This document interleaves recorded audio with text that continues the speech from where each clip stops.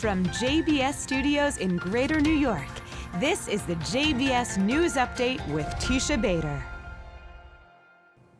I'm Teisha Bader with the JBS News Update for Tuesday, January the 7th, 2020. We open with unconfirmed reports today that U.S. Special Representative for International Negotiations Avi Berkowitz met yesterday in Jerusalem with Israeli Prime Minister Benjamin Netanyahu. The Times of Israel cites White House sources saying that the two discussed the U.S. peace plan for Israel and the Palestinians. Again, there has been no confirmation on this report. Berkowitz replaced Jason Greenblatt this past November. This would be his first visit to Israel since stepping into the role. Several thousand people, many of them Jews, took to the streets of Paris and Marseille on Sunday to protest the recent court ruling in the case of the murder of Sarah Halimi and demand justice. As we reported to you, Kobili Traore, an immigrant from Mali, admitted to killing Halimi in 2017, but he was deemed not criminally responsible for the murder of the Jewish woman because he was high on marijuana at the time. Halimi's family and others claim Traore targeted Halimi because she was Jewish, had harassed her in the past, and was fully aware of his actions. Leaders of French Jewry have suggested that the court ruling was to avoid scrutiny of Muslim anti-Semitism.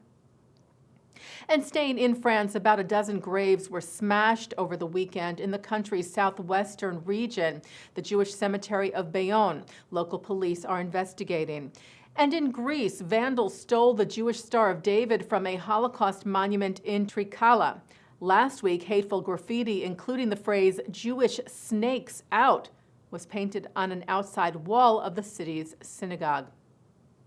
Poland's President Andrzej Duda will not be taking part in an international Holocaust event being held in Jerusalem this month because he says he is not being allowed to speak there.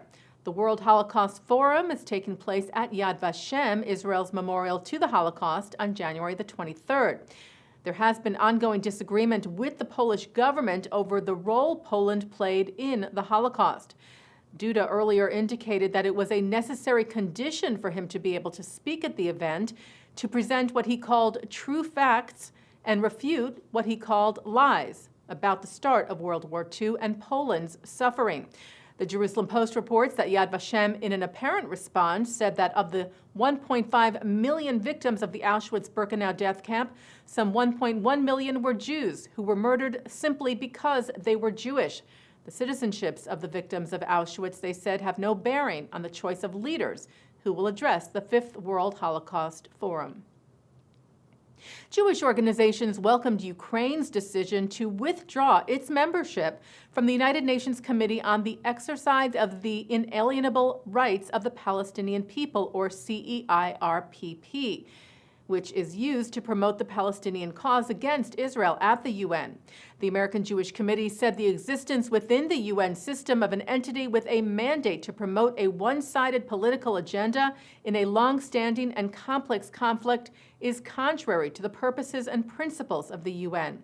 CEO David Harris said the CEIRPP does nothing to advance Israeli-Palestinian peace or improve the living conditions of Palestinians. Quite the contrary, its very existence only serves to perpetuate the conflict and convince the Palestinians to avoid the negotiating table with Israel, the only venue to resolve the conflict.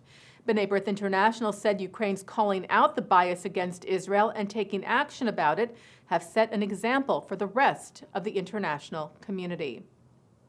Jewish author and journalist Elizabeth Wurtzel has died.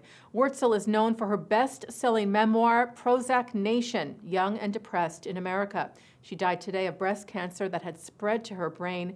She was 52 years old.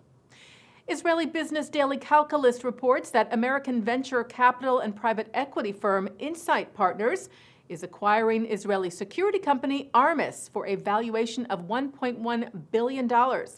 Armis will continue to operate independently. Managing director at Insight, Jeff Horing, said Armis is one of the most groundbreaking enterprise data-centric security solutions that is actively protecting modern businesses today. Well, a hotel that is not yet open in Israel has created enough buzz to be listed by CNN in their list of the 20 best hotels to visit in 2020. The Sixth Senses Shacharut is in the Negev in the southern Israeli desert, described as the perfect destination for the intrepid luxury traveler. The hotel offers such adventures as camel safaris and rappelling into the Ramon crater, the largest wind erosion crater in the world. Taking a look now at our programming for tonight on JBS for Tuesday, January the 7th at 7 o'clock, retired IDF Major General Noam Tibon talks about the military concerns facing Israel and shares lessons he learned from his own harrowing sniper operations. At 8 o'clock, Jewish teenagers talk about the findings of a recent survey of their generation's attitudes and behavior. At 9, Mark Golub sits down with American-born Israelis Josh Malkman and Kayla Doolin, who each served in the IDF, who visited the U.S. to combat BDS on college campuses. At 10:30, the Arab-Israeli co-writer and director of Tel Aviv on Fire, Sameh Zouabe, speaks about his film with Eric Goldman. And coming up right after this newscast, the debut of a new segment on JBS, the Anti-Semitism Epidemic. Tonight, Mark Golub speaks with Joseph Gluck, who saved lives during the attack in Muncie. He recounts the events of the harrowing night and describes the way in which the Orthodox Jews of Muncie have been changed by the nightmare. And that's the JBS News Update for Tuesday, January the 7th, 2020. I'm Teisha Bader.